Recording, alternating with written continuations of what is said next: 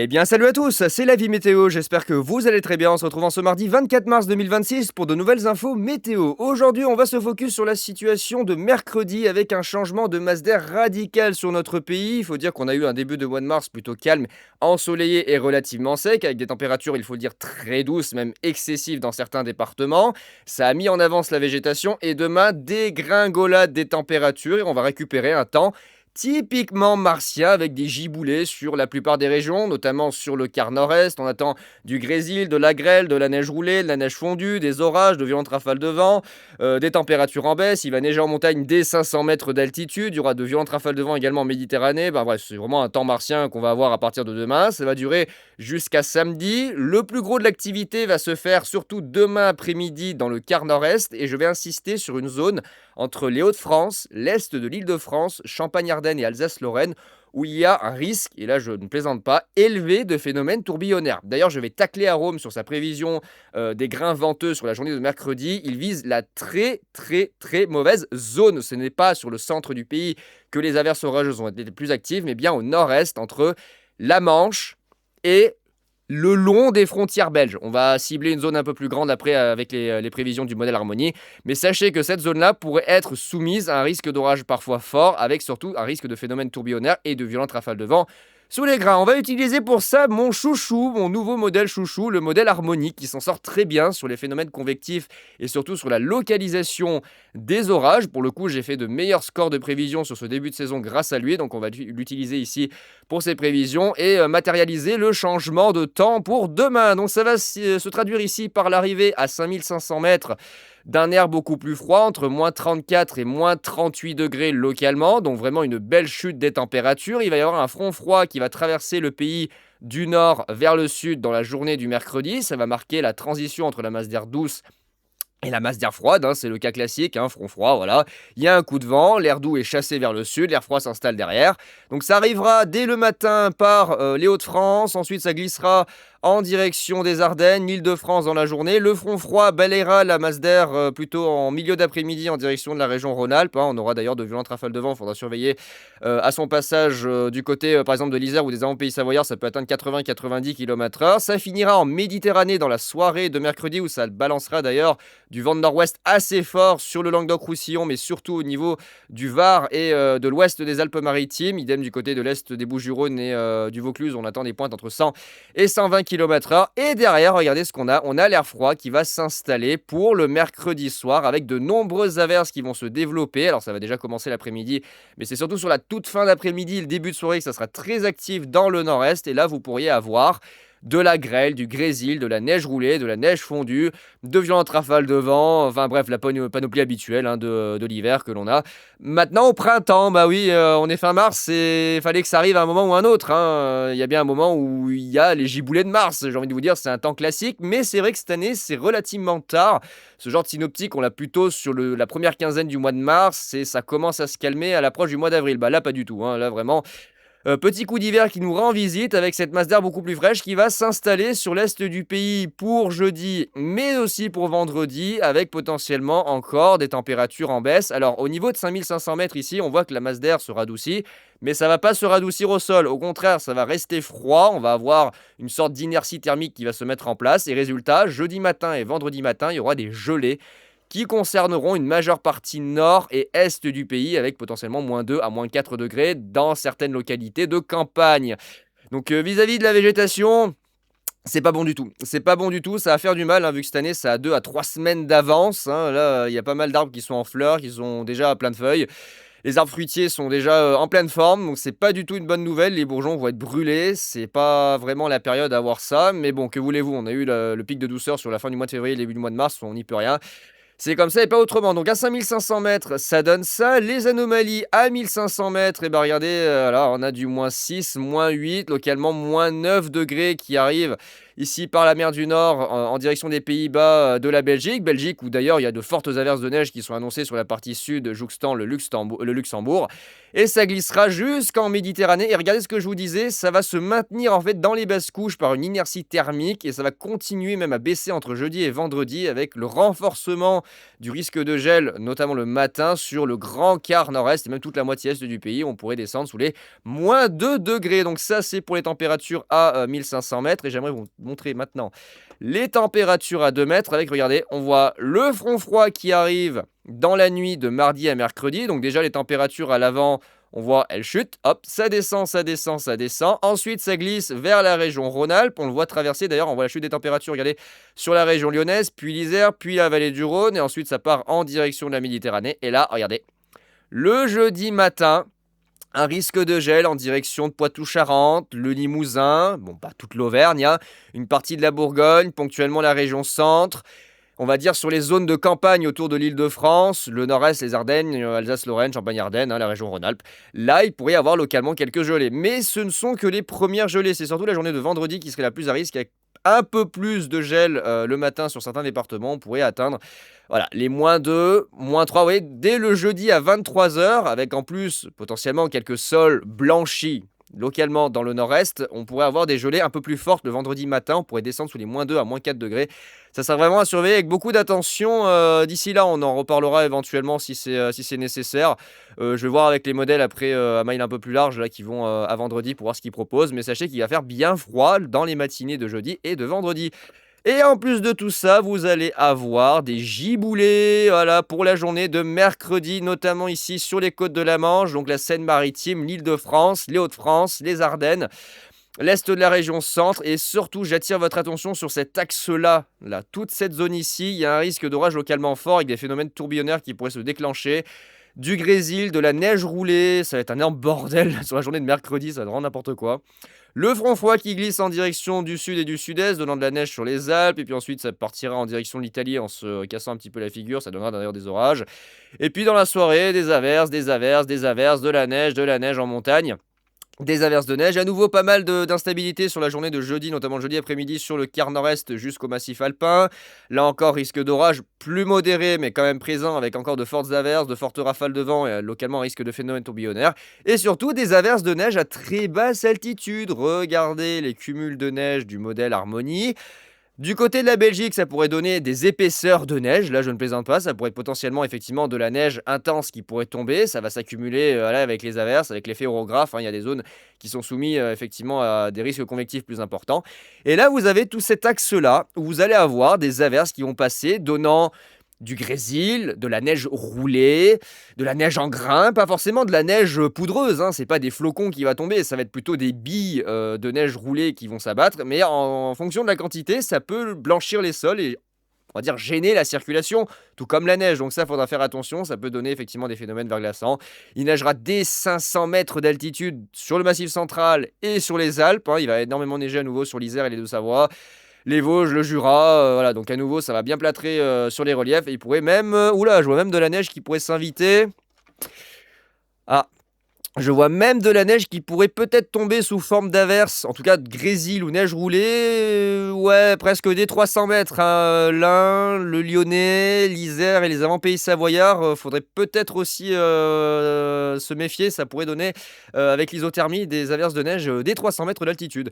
Et puis au milieu de tout ça, du vent, et voilà, plein de bordel, hein, 3 tonnes de vent sur les Alpes dans la soirée de mercredi avec le flux qui bascule au nord-ouest, hein, c'est le front froid qui s'évacue en direction de la Méditerranée, encore sur le Languedoc, ça donnera de grosses rafales de vent. Alors j'ai plutôt utilisé le modèle ICON pour prévoir les rafales de vent, il est beaucoup plus précis.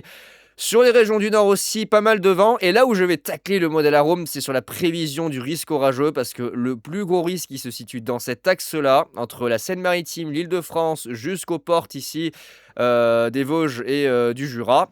Là, regardez ce que le modèle Arome annonce, c'est pas du tout ce qui va se passer. Lui, il voit un gros axe. Ici, du côté de la Bretagne, région centre, plutôt vers les Pays de la Loire, jusqu'au nord du Massif central, puis surtout, il voit beaucoup trop à l'ouest de la région parisienne. C'est pas ce qui va se passer. Très clairement, je vous le dis, c'est pas ce qui va se passer sur l'intensité des averses. Ça, vous le prenez, vous le mettez là. C'est surtout ici entre les Hauts-de-France Les Ardennes, Champagne et presque vers la Lorraine qu'on attend les phénomènes les plus importants, incluant une partie de l'Île-de-France et même le nord de la Bourgogne, hein, je vous le dis, ça va vraiment inclure une grosse zone. Mais moi, de mon point de vue, par rapport aux paramètres atmosphériques, instabilité et dynamisme, c'est là qu'on attend les orages les plus actifs avec potentiellement un risque tornadique élevé, de la grêle, du grésil, neige roulée, je le répète encore une fois, et surtout de fortes rafales de vent qui pourraient localement atteindre 80, 90, voire 100, 110 km/h. C'est tout à fait possible dans l'intérieur des terres sous les averses les plus fortes et les plus matures, hein, vraiment les orages bien matures, bien costauds. On peut avoir des phénomènes venteux intenses. Donc vraiment, grosse agitation pour demain, hein, ça va être très très rock'n'roll. Gros changement de masse d'air. Ah, ça va être brutal, hein. Là, je pense que les gens vont pas trop comprendre dans certains départements entre aujourd'hui et demain au niveau des températures, même jusqu'à vendredi, hein, ça va bien baisser avec le risque de gel qui va avec. Ça va être rock'n'roll, hein. Regardez déjà, voilà, déjà le risque de gel pour jeudi matin dans certains départements. Et là, j'aimerais juste voir, est-ce que les modèles voient le risque de gel de vendredi? Ah bah voilà. Voilà, le vendredi matin, du gel, hein, dans le nord-est, entre 0 et -2, voire -3 degrés localement. Donc bah, au niveau de la végétation, ça va pas kiffer du tout, ça va pas aimer. Ça devrait se calmer le samedi, même s'il y a encore du gel qui est présent sur le Massif central, les Alpes, le Jura, les Vosges, et ça se cantonne vraiment à l'extrême est du pays. Après, ça devrait normalement se radoucir. Cependant, il y a des signaux qui persistent à dire que pour le début du mois d'avril, on pourrait encore avoir des situations à risque vis-à-vis du froid. Alors, l'anticyclone pourrait nous protéger, mais il y a des signaux qui ont l'air encore de maintenir le risque de froid et d'offensive hivernale pour le début du mois d'avril. Pour l'instant, je vais pas trop m'avancer là-dessus parce que les modèles sont pas stables du tout. Lui, il voit une tempête de Mistral pour le dimanche 29. Ah, ce serait bien ça. J'aimerais beaucoup. Ah là, ça va être rock'n'roll, hein. Putain, le mercredi, la transition va être brutale. Oh mon dieu. La transition va être brutale. Un front froid très actif, hein, quand même, qui va traverser le pays. Là, derrière, même le modèle ICON modélise très bien les rafales de vent, hein. Lui, il voit aussi beaucoup, beaucoup de vent. Il voit pas les averses orageuses de la même manière que le modèle Harmony ou Arome, mais on voit ici le front froid qui traverse les Alpes, toutes les averses orageuses qui généreront les rafales de vent à l'arrière. Un flux très dynamique, très très dynamique d'un mois de mars classique. Voilà. Beaucoup de vent, attention, sur le Var et l'ouest des Alpes-Maritimes, alors surtout le Var dans la nuit de, comment ça s'appelle, dans la soirée et la nuit de mercredi à jeudi. Ça va souffler en tempête sur les reliefs jusqu'à 130 km/h. La Corse qui va douiller, hein, le secteur de Porto Vecchio et sur l'arrière-pays jusqu'à 150-160 km/h sur les reliefs, hein, notamment sur l'ouest de Porto Vecchio.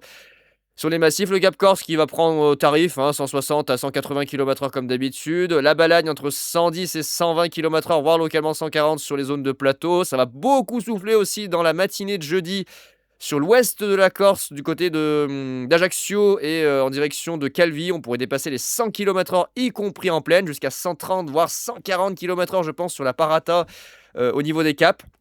Idem du côté de Bonifacio, peut-être 120-130 km/h, beaucoup de vent en Méditerranée, bon bref. Voilà, un temps de Mars, et puis ensuite, pour le jeudi, du Mistral fort sur la vallée du Rhône, mais surtout au niveau des Bouches-du-Rhône, les reliefs du Vaucluse, les Alpes d'Haute-Provence et le Var, là ça va prendre tarif, hein, 110, 120, voire 130 km/h. Et ça se maintiendra encore avec du Mistral pour le vendredi en vallée du Rhône. Et ça devrait encore souffler le dimanche avec à nouveau un épisode de Mistral intense qui est annoncé dans la vallée du Rhône. On pourrait dépasser les 100 à 120 km/h.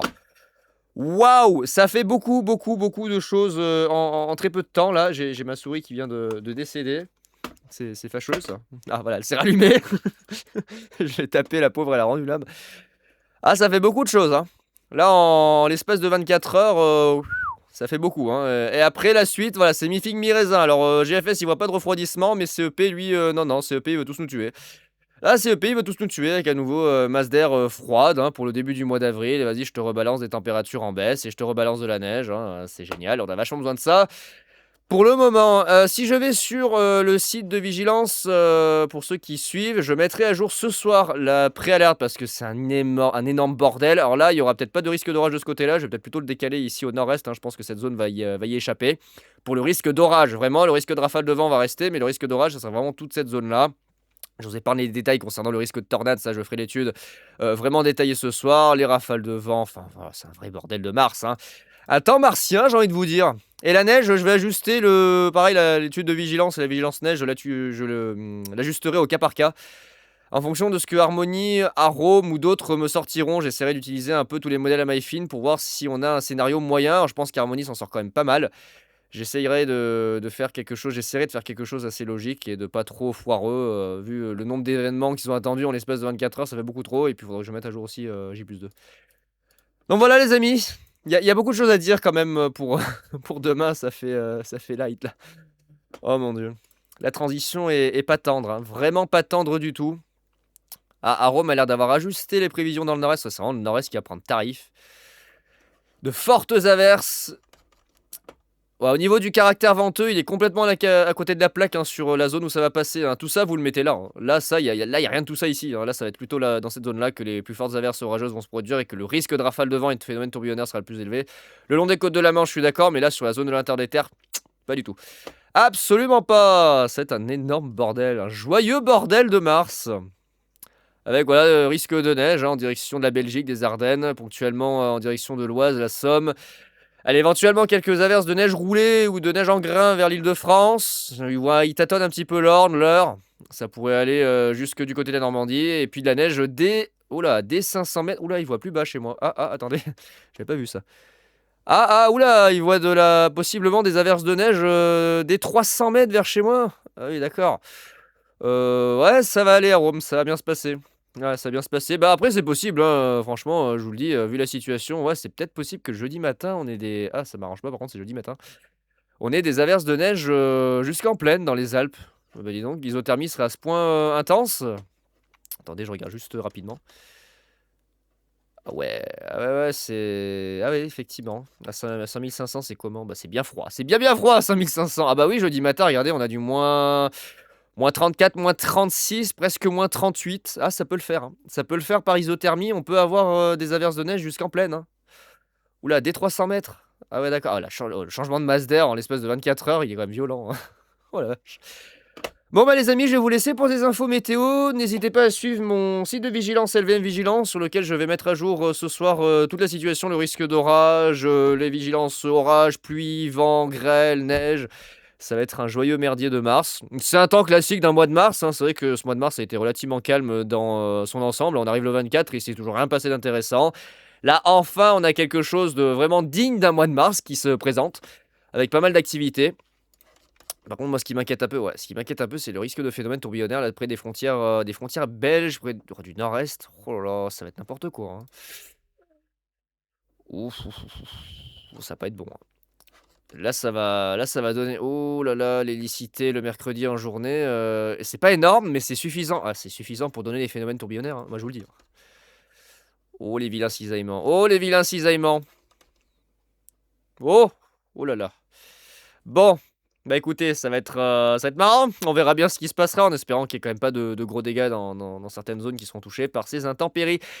Eh ben écoutez les amis, on se retrouve très vite pour de nouvelles infos météo. On surveillera ensemble la situation à venir pour le début du mois d'avril où c'est indécis, soit froid, soit doux. Les modèles n'arrivent pas à se décider, hein. L'américain voit doux, l'européen voit froid. Donc on aura le temps d'en reparler. Bah écoutez, j'ai plus qu'à vous souhaiter une bonne après-midi. On se dit à très vite pour de nouvelles infos météo. Allez, ciao tout le monde.